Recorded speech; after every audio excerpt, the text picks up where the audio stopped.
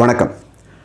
ஒரு பேரண்ட் வந்து தன்னுடைய பிள்ளைக்கு உணவுப் பொருளை வந்து வீட்டில் வச்சுட்டு வெளியில் கிளம்புறாங்க. அப்போ நான் வந்து போயிட்டு வர்றதுக்கு இரவு நேரம் ஆகிடும், ஸோ பசிச்சுதுன்னா இந்த உணவை சாப்பிட்ரு, பட்னியாக இருக்காத, டிவி பார்த்து டைம் வேஸ்ட் பண்ணிக்கிட்டு இருக்காத அப்படின்னு சொல்லிவிட்டு அங்கேருந்து வெளியில் போகிறாங்க.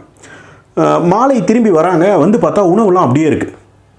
கோபத்தில் வந்து அம்மா கேட்குறாங்க, உனக்காக பிடிச்ச ஸ்வீட்ஸ் எல்லாம் செஞ்சு வச்சேன், உனக்கு பிடிச்ச ஸ்நாக்ஸ் எல்லாம் செஞ்சு வச்சேன், உனக்காக சிக்கன் மட்டன்லாம் செஞ்சு வச்சேன், எதுவுமே சாப்பிடாம அப்படியே உட்காந்துருக்கியே அப்படின்னு ஒன்றா பையனுக்கு வந்து திடீர்னு பயங்கரமாக கோவம் வருது.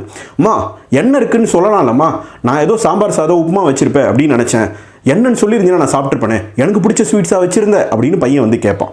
இது வந்து எல்லா வீடுகள்லையும் பெரும்பாலும் நம்ம அடிக்கடி பார்க்குற காட்சி. இப்போ இந்த அம்மாவனுடைய குறை என்ன? சரியாக உள்ளே என்ன இருக்குது அப்படின்னு சொல்லிட்டு போகாது மட்டும்தான் இல்லையா? ஒருவேளை சொல்லியிருந்தா பசியே இல்லைனாலும் அந்த பையன் வந்து முதல்ல அதை சாப்பிட்டு முடிச்சதுக்கப்புறம் தான் மற்ற வேலை அப்படின்னு இறங்கியிருப்பான். இந்த விஷயத்து மூலமாக நான் என்ன சொல்ல வரேன் அப்படின்னா, சமீபத்தில் ஒரு ஆய்வு வந்து பார்க்குறாங்க. என்னென்னா, பெரும்பாலான குழந்தைகளுக்கு படிக்கிற பாடப்புத்தகங்கள் மேலே இன்ட்ரெஸ்டே இல்லைன்னு. இது சமீபத்திய ஆய்வுலாம் இல்லை, பல வருஷமாக பல டிகேட்ஸாக இருந்துக்கிட்டு இருக்குது அப்படின்னு நீங்கள் மனசுக்குள்ளே நினைக்கலாம். எஸ், பல டிகேட்ஸாக இது இருந்துக்கிட்டே இருக்குது. அப்துல் ரஹ்மான் அவர்கள், கவிக்கோ அப்துல் ரஹ்மான் அவர்கள் ரொம்ப அழகாக சொல்லுவார், புத்தகங்களே சமத்தாயிருங்கள், குழந்தைகளை கிழித்து விடாதீர்கள் அப்படின்னு சொல்லுவார். கல்வி நிலையை வந்து அவர் அவ்வளோ பெரிய சாட்டை எடுத்து அடிச்சிருப்பார் சில டெக்கேட்ஸ்க்கு முன்னாடி. எஸ், நாமெல்லாம் அப்படி தான் படித்தோம், பிளாக் அண்ட் ஒயிட்டில் பிரிண்ட் ஆகிருக்கும், படங்கள் சரியான விளக்க படங்கள்லாம் இருக்காது, ரொம்ப கஷ்டப்பட்டு தான் அந்த நிலையை தாண்டி வந்தோம். சில பாடங்கள் வந்து ரொம்ப ட்ரையாக இருக்கும், நம்மளை போட்டு கழுத்தை நெரிக்கிற மாதிரிலாம் இருக்கும், இதெல்லாம் தெரிஞ்சும் தெரியாமல் எப்படியோ லைஃப்க்கு முக்கியம் அப்படின்னு தாண்டி வந்துட்டோம். ஆனால் இன்றைக்கி வந்து அப்படி கிடையாது, பாடப்புத்தகங்கள் சுவையாக மாற ஆரம்பிச்சிருக்கு. இருந்தாலும் பசங்களுக்கு கசப்பாக இருக்குது. இந்த கசப்பை தடவுனது யார்? நான் புத்தகம் தான் வாங்கி கொடுக்க முடியும், நானேவா படிக்க முடியும், படிக்க வைக்க முடியும், சாப்பாடு வாங்கி வீட்டில் வச்சுட்டேன், சிக்கன் பிரியாணிலாம் வச்சுட்டேன், அவன்கிட்ட சாப்பாடு இருக்குதுன்னு சொல்லிட்டேன், நானேவா ஊட்டி விட முடியும் அப்படின்னு பேரண்ட்டு கேட்பாங்க. டீச்சர்ஸ் என்ன சொல்லுவாங்க, நான் பாடலாம் நடத்திட்டேன், இருக்கிற எல்லாத்துக்கும் பொருள் சொல்லிட்டேன், எல்லாத்துக்கும் மீனிங் சொல்லி இன்ச்சு பை இன்ச்சு நான் அவனுக்கு நடத்தியிருக்கேன், அவன் டவுட்டே கேட்கல, அந்த அளவுக்கு புரிஞ்சிருச்சுன்னு அர்த்தம், நான் இதுக்கு மேலே நான் என்ன பண்ண முடியும், புத்தகத்தை அவனாக தானே படிக்கணும் அப்படின்னு டீச்சர்ஸ் கேட்பாங்க. இது எல்லா சைட்லேயும் நியாயம்லாம் இருக்கும். எஸ், ஆனால் ஒரு உண்மை என்னென்னா, ஒரு குழந்தைக்கு நீங்கள் போய் தியாகராஜ பாகவதரனுடைய கீர்த்தனையை பற்றி ஒரு 10 நிமிஷம் சொல்லிக் கொடுங்க, எப்படா முடிப்பான் அப்படின்னு அமைதியாக இருக்கும். சமீபத்தில் வந்த தனுஷ் நடித்த படத்துலேருந்து ஏதாவது ஒரு பாட்டு, இல்லை ரஜினிகாந்த் நடித்த ஒரு படத்துலேருந்து ஒரு பாட்டு, இல்லை விஜயோ அஜித்தோ யாரோ ஒரு நடிகர்லேருந்து ஒரு பாட்டு, இதை பற்றி ஒரு 10 நிமிஷம் பேசுங்க. 1008 கேள்வி கேட்பாங்க. சார் அந்த படம் ரிலீஸ் ஆகிடுச்சா சார், இந்த தேட்டரில் பார்த்தேன் சார், அந்த டிவிடியில் பார்த்தேன் சார், எங்கள் வீட்டில் கேபிள் டிவியில் போட்டாங்க சார் அப்படின்னு 1000 விஷயங்களை ஷேர் பண்ணிக்கிறதுக்கு தயாராக இருப்பாங்க அந்த குழந்தைகள். இதிலேருந்து என்ன தெரியுதுன்னா, குழந்தைகளுக்கு விருப்பப்பட்ட விஷயங்களில் மட்டும்தான் இன்ட்ராக்ட் பண்ணுறாங்க, விருப்பப்படாத விஷயங்களை வேணவே வேணாம் சாமி, நான் அமைதியாக இருக்கேன் அப்படின்னு நினச்சிட்றாங்க. ஆனால் டீச்சிங்கில் கொஞ்சம் உல்ட்டாவாக நம்ம நினச்சிட்றோம். என்ன பண்ணுறோம், பசங்க டவுட்டே கேட்கலன்னா ரொம்ப புரிஞ்சிருச்சு அப்படின்னு நினைக்கிறோம். ஸோ இந்த எக்ஸாம்பிளை நம்ம யோசித்து பார்த்தோன்னா நல்லாயிருக்கும்.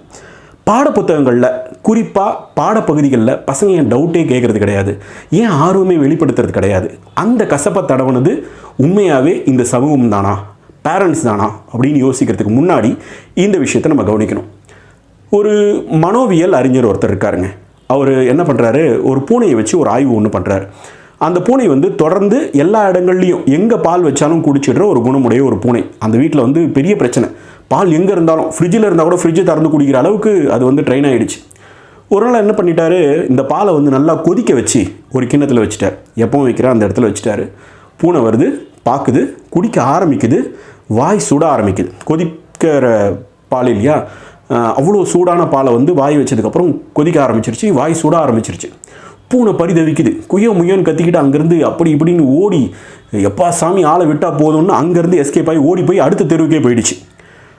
அதன் பிறகு ரெகுலராக வைக்கிற இடத்துல வச்ச பாலை கூட அந்த பூனை குடிக்கவே இல்லை. அது எப்படிங்க குடிக்கும், அவ்வளோ பெரிய எக்ஸ்பீரியன்ஸ் கிடச்சிருக்கு இல்லையா? இதையே மனோதத்துவியல் நிபுணர் வந்து அந்த இடத்துல ரிசர்ச்சில் சொல்கிறாரு அப்படின்னா, குழந்தைகள் அதே மாதிரி என்றைக்கோ ஒரு நாள் யாரோ ஒருத்தர் சொன்ன சின்ன கடுமையான கருத்தை மனசில் நிறுத்திட்டாங்கன்னா லைஃப் லாங் அதை மைண்டில் வச்சுருப்பாங்க. உதாரணத்துக்கு மேக்ஸ் ரொம்ப கஷ்டம், அல்ஜிப்ரா ரொம்ப கஷ்டம், செய்யுள் பகுதிகள் ஐயோ மனப்பாடம் பண்ணவே முடியாது, போயமா ஸ்பெல்லிங் மிஸ்டேக்லாம் வரும், இப்படின்னு யாரோ கொளுத்தி போட்ட நெருப்பு அவங்க மனசில் எரிஞ்சிக்கிட்டு இருக்கும். இதை வந்து அவங்க லைஃப் லாங் அப்படியே நினச்சிக்கிட்டே இருப்பாங்க. அதனால தான் பாடப்பகுதியில் இன்ட்ரெஸ்ட்டாக இருக்கிறது இல்லை அப்படின்னு சொல்லுவாங்க. நம்மளுடைய இப்போதைய தலைமைச் செயலராக இருக்கக்கூடிய திரு வே இறையன்பு அவர்கள் கூட ஒரு இடத்துல சொல்லியிருப்பார், கல்வி இருக்கு இல்லையா, அதில் எந்த பிரச்சனையும் கிடையாது, கல்வியை கொடுக்குற முறையில் தான் பிரச்சனை நிறைய இருக்குது அப்படின்னு சொல்லியிருப்பார். ரைட். இப்போது இது அப்படியே ஒரு ஓரமாக இருக்கட்டும். இந்த விஷயத்துக்கு நான் வர்றதுக்கு முன்னாடி இன்னொரு விஷயத்தை ஷேர் பண்ணணும் அப்படின்னு ஆசைப்பட்றேன். உங்களுக்கு பிடிச்ச ஸ்வீட், உங்களுக்கு பிடிச்ச பிஸ்கெட்ஸ், உங்களுக்கு பிடிச்ச கூல்ட்ரிங்க்ஸ் என்னன்னு உங்களால் சொல்ல முடியுமா? ஒரு ஃபியூ செகண்ட்ஸ் டைம் எடுத்துக்கிட்டு நீங்கள் என்ன சொல்லுவீங்க? என்ன பிராண்டை சொல்லுவீங்க? உங்கள் மனசில் அதிகமாக பதிஞ்ச பிராண்ட் என்னவா தெரியுமா இருக்கும்? நீங்கள் அதிகமாக அட்வர்டைஸ்மெண்ட்டில் பார்த்த பிராண்டாக தான் இருக்கும். இதில் ஏன் இந்த சுவை வந்து தெரியுமா? எந்த காடுகள்லேருந்து இந்த சுவையை நாங்கள் தூக்கிட்டு வந்தோம் தெரியுமா? இதில் க்ரீமை நாங்கள் எப்படி ஊற்றுறோம் தெரியுமா? இது எப்படி தயாரிக்கப்படுது தெரியுமா? இதனுடைய கலர் தெரியுமா? இதனோட லாங் ஷாட்டில் எப்படி இருக்கும் தெரியுமா? ஷார்ட்டில் எப்படி இருக்கும் தெரியுமா? ரொம்ப க்ளோஸில் பார்த்தா எப்படி இருக்கும் தெரியுமா? அதில் துகள்கள் தெரிக்கிறத பார்த்தா எப்படி இருக்கும் தெரியுமா? இந்த கிளைமேட்டில் சாப்பிட்டா எப்படி இருக்கும் தெரியுமா? இப்படின்னு தொடர்ந்து வரக்கூடிய விளம்பரங்கள் உங்கள் மனசில் போய் பதிஞ்சு அந்த பிராண்டு உங்களுக்கு பிடிச்ச பிராண்ட் ஆகிடுச்சு. இது வெறுமனே ஸ்வீட்டு ஸ்நாக்ஸ்க்கு மட்டும் இல்லை, பொட்டல் காடுகளாக இருக்கிற இடங்களை நம்ம வாங்கும்போது கூட இப்படி தான் விளம்பரப்படுத்தி நம்மக்கிட்ட தலையில் கட்டுறாங்க. இதெல்லாமே நமக்கு தெரியும். மோசமான இடத்த கூட நல்லா விளம்பரப்படுத்தினா சூப்பராக நம்ம வாங்கிடுவோன்னு. ஆனால் அற்புதமாக கிட்டத்தட்ட ஆயிரக்கணக்கான ஆசிரியர்கள், பேராசிரியர்கள், கல்வியாளர்கள், வல்லுநர்கள், சப்ஜெக்ட் வல்லுநர்கள், எக்ஸ்பர்ட்ஸ் இவங்கெல்லாம் சேர்ந்து தயாரித்த பாடப்புத்தகங்களுக்கு சரியான வழிகாட்டுதல், சரியான அட்வர்டைஸ்மெண்ட்ஸ் இருந்திருந்தால் பாடப்புத்தகங்களும் சூப்பராக இருக்கும்ல. என்னப்பா அதுக்காக பாடப்புத்தகத்துக்கு விளம்பரப்படுத்தணுமா என்ன? வாங்கி விட்டீர்களா 10ஆம் வகுப்பு தமிழ் அப்படின்னு சொல்லணுன்றியா? விளம்பரப்படுத்தணும்னு நான் சொல்லலை, படுத்தினா நல்லா தானே இருக்கும். இது சார்ந்த உங்களோட கருத்துக்களை என்னோட ஷேர் பண்ணிக்கங்க. நன்றி.